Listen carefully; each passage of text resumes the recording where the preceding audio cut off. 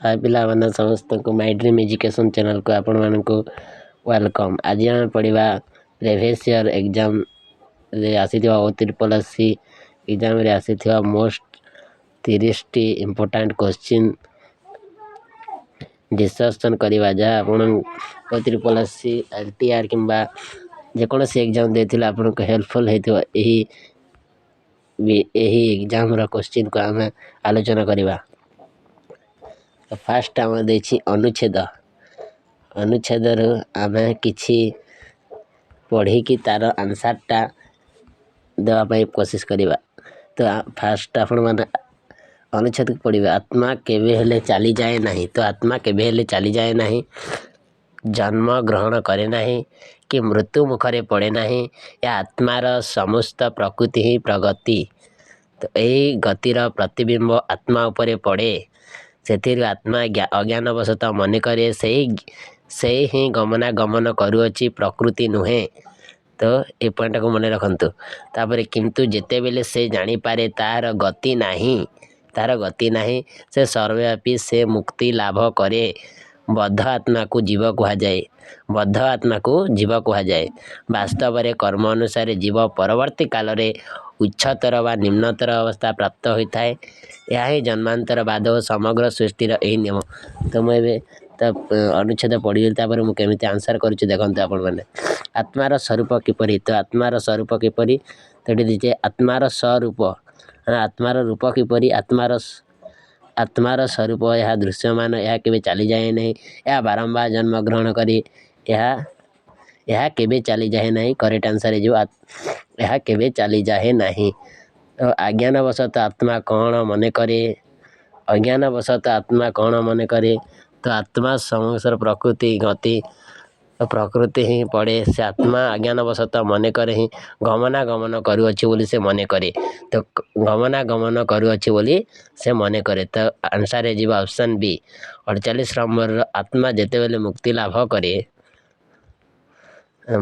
କରେ, ଆତ୍ମା କେତେବେଳେ ମୁକ୍ତି ଲାଭ କରେ? ନା ସେତେବେଳେ ସେ ବୃଦ୍ଧ ହୁଏ, ନା ଯେତେବେଳେ ଗତି ପ୍ରତିବିମ୍ବ ତା ଉପରେ ପଡ଼େ, ନା ଯେତେବେଳେ ପୁନଶ୍ଚ ଜନ୍ମଗ୍ରହଣ କରେ, ନା ଯେତେବେଳେ ଜାଣି ତାହାର ଗତି ନାହିଁ, ସେ ସର୍ବବ୍ୟାପୀ। ଅପସନ୍ ଡି ହେଇଯିବ ଆପଣମାନଙ୍କର କରେକ୍ଟ ଆନ୍ସର୍। Option D.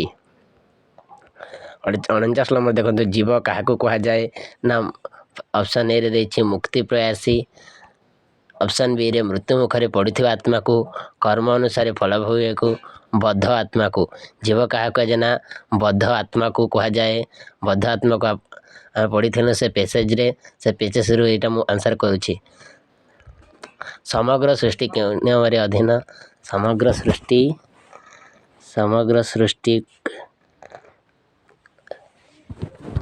କର୍ମ ଅନୁସାରେ ଜୀବ ଉଚ୍ଚତର ବା ନିଚତର ହୋଇଥାଏ, ଏହି ନିୟମରେ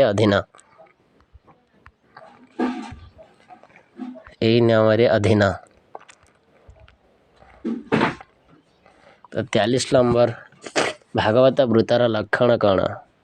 ଏଟା ଅଲଗା ପେସେଜ୍ର। ତ ପେସେଜ୍ ଏକ ଆମେ ପଢ଼ିଲେ ପେସେଜ୍ 2 ଆମେ ପଢ଼ିବା। ତ ଆମେ ଗ୍ରାମାରକୁ ଯିବା। Grammar option.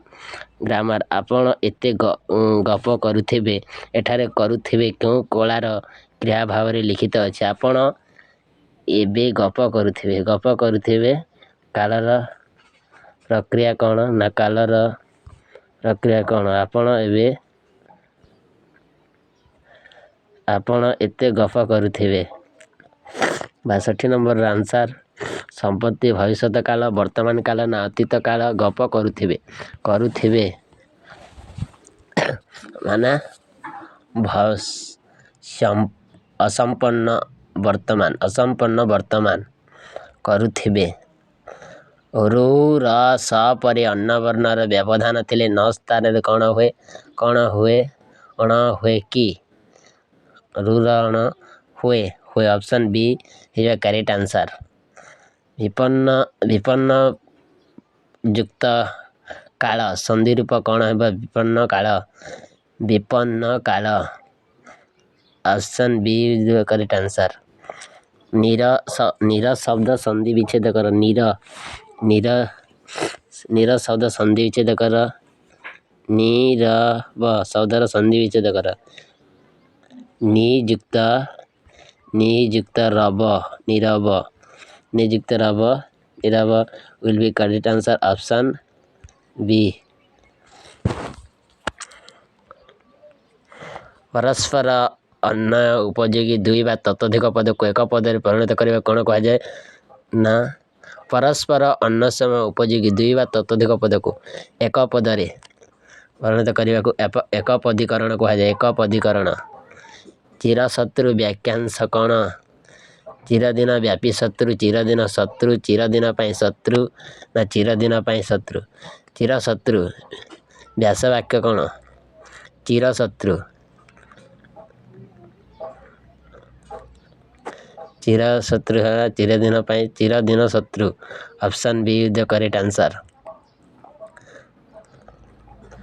ତ 68 ନମ୍ବର ନିତ୍ୟ ସମାସ ଦୁଇ ପ୍ରକାର, ଗୋଟିଏ ଅସ୍ପଦ ବିଗ୍ରହ ନିତ୍ୟ ସମାସ, ଅନ୍ୟଟି କ'ଣ? ନିତ୍ୟ ସମାସ ଦୁଇ ପ୍ରକାର, ଗୋଟିଏ ଅସ୍ପଦ ବିଗ୍ରହ ନିତ୍ୟ ସମାସ, ଅନ୍ୟଟି କ'ଣ? ଅସ୍ପଦ ବିଗ୍ରହ। ଗୋଟେ ଅବିଗ୍ରହ ନିତ୍ୟ ସମାସ। Option C will be the correct answer।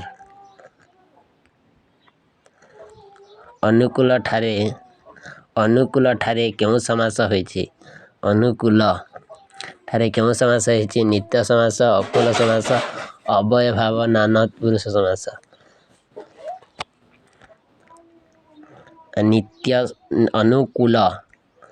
ଅନୁକୂଳ ଠାରେ କେଉଁ ସମାସ ହୋଇଛି? ଅକୁଲ ସମାସ। ସ୍ୱର୍ଗ ଶବ୍ଦର ବ୍ୟୁତ୍ପତ୍ତି ନିର୍ଭର କରେ ଡ୍ୟାସ୍। ତାର ବ୍ୟୁତ୍ପତ୍ତି ନିର୍ଭର କରେ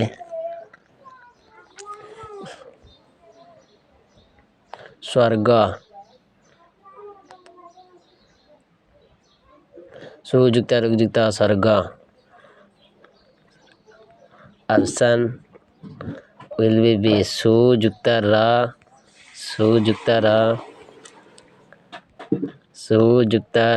ଯୁକ୍ତ ଅସ୍ ସ୍ୱର୍ଗ will be correct answer। Option B. ଅଳ୍ପ ବୟସ ତୀର ବାବର ପାନିପତ ଯୁଦ୍ଧରେ କେଉଁ ପ୍ରକାର ବାକ୍ୟ? ଅଳ୍ପ ବୟସ୍କ ବୀର ବାବର ପାନିପତ ଯୁଦ୍ଧରେ ଜୟୀ ହେଲେ। ଏହା ହେଉଛି ଗୋଟେ ସରଳ ବାକ୍ୟ।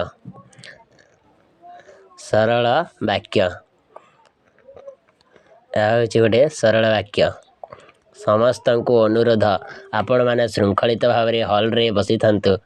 ଏହା ବାକ୍ୟରେ କେତୋଟି ପଦର ବ୍ୟବହାର ହୋଇଛି? ସମସ୍ତଙ୍କୁ ଅନୁରୋଧ, ସମସ୍ତେ ହେଉଛି ଗୋଟେ ବାକ୍ୟ, ଗୋଟିଏ ପଦ। ସମସ୍ତଙ୍କୁ ଅନୁରୋଧ ଗୋଟିଏ ପଦ, ଆପଣମାନେ ଶୃଙ୍ଖଳିତ ଭାବରେ ତିନୋଟି ପଦ, ହଲ୍ରେ ବସିଥାନ୍ତୁ ପାଞ୍ଚଟି।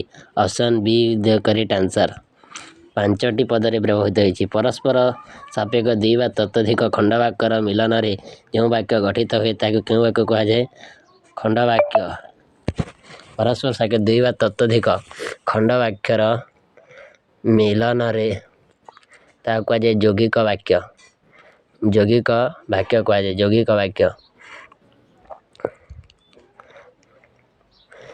ନିମ୍ନଲିଖିତ ବାକ୍ୟକୁ ପରୋକ୍ଷ ଉକ୍ତିରେ ପ୍ରକାଶ କର। ଦେବୀ ଧୀର ପ୍ରସାଦ ଭାବରେ କହିଲେ, ମୋ ପଥ କଣ୍ଟକାରଣ୍ୟ ଅସିଧାର ବସ୍ତ ସଂକୀର୍ଣ୍ଣ। ଦେବୀ ଧୀର ପ୍ରଶାନ୍ତ ଭାବରେ କହିଲେ କି ମୋର ପଥ କଣ୍ଟକାରଣ୍ୟ ଅସିଧାର। ଦେବୀ ଧୀର ପ୍ରଶାନ୍ତ ଭାବରେ କହିଲେ ଯେ ତାଙ୍କର ପଥ କଣ୍ଟକାକୀର୍ଣ୍ଣ ଅସିଧାବଦ୍ଧ ସଂକୀର୍ଣ୍ଣ। ଦେବୀ ଧୀର ପ୍ରଶାନ୍ତ ଭାବରେ ଉଦ୍ବୋଧନ ଦେଲେ ଯେ ମୋର ପଥ କଣ୍ଟକୀର୍ଣ୍ଣ ଅସିଧାରବଦ୍ଧ। Option C.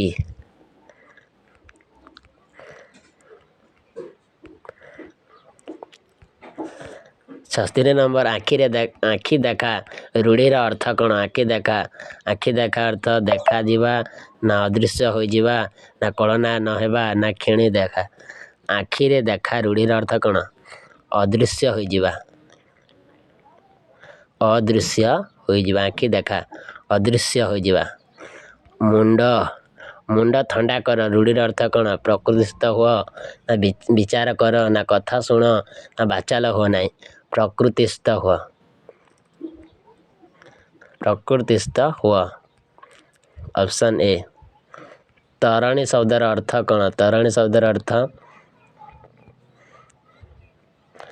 तरणी शब्दर अर्थ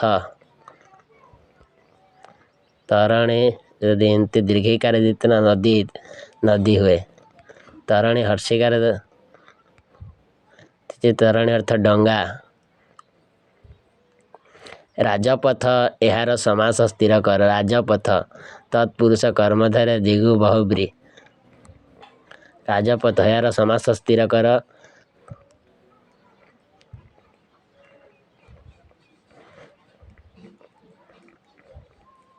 तत्पुरुष न कर्मधारय दिगु बहुब्री तो कर्मधारय समास राजयुक्त पथ राजपथ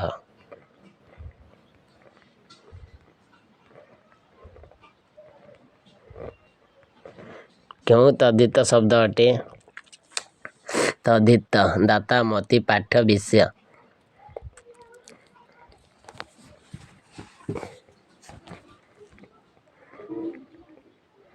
वैश्य उद्भिद करेक्ट आंसर वैश्य